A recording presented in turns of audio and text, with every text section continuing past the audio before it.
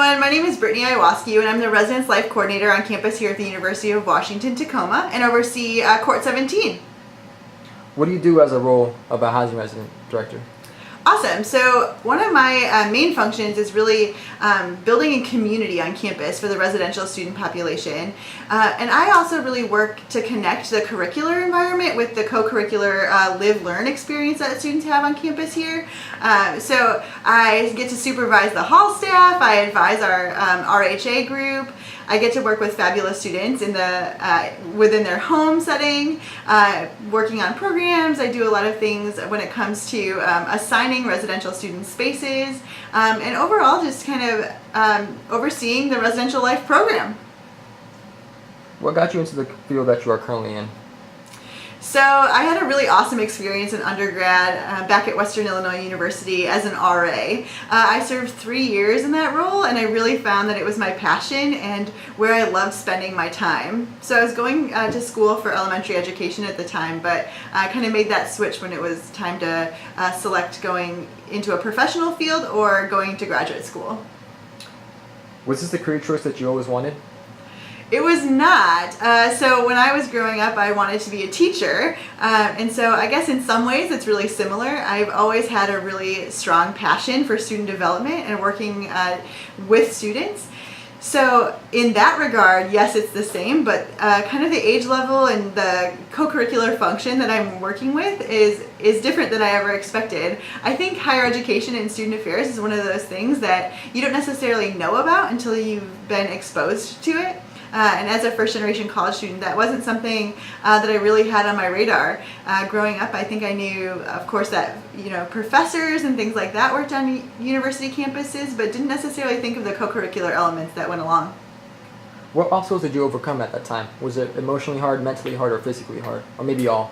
Yeah, so I would say mostly it was emotionally difficult, and then I guess just in ways of leaving home for the first time. Again, I am a first generation college student, so I was the first in my family to attend a university, and also I went away for college about 3 hours away from home.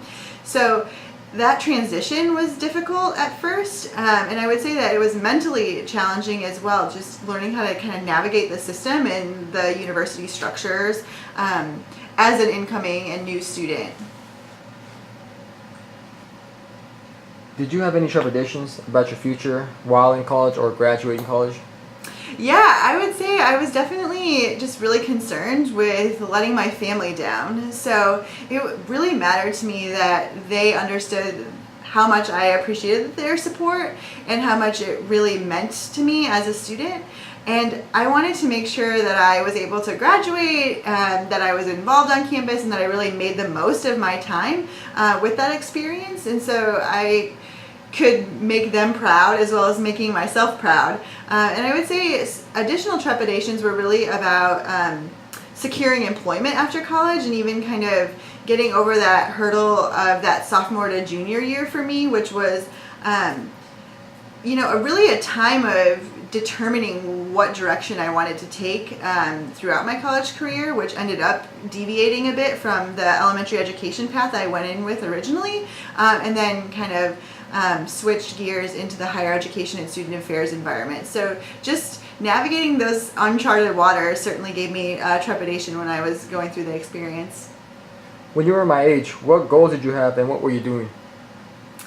Yeah, so I was also in college. I was an undergrad at Western Illinois, and I would say that my goals were really, again, to continue being successful in within my major and achieving strong grades so that I could continue at the university level, as well that I could continue to uphold the scholarships that I had received, which I was really dependent upon as a student.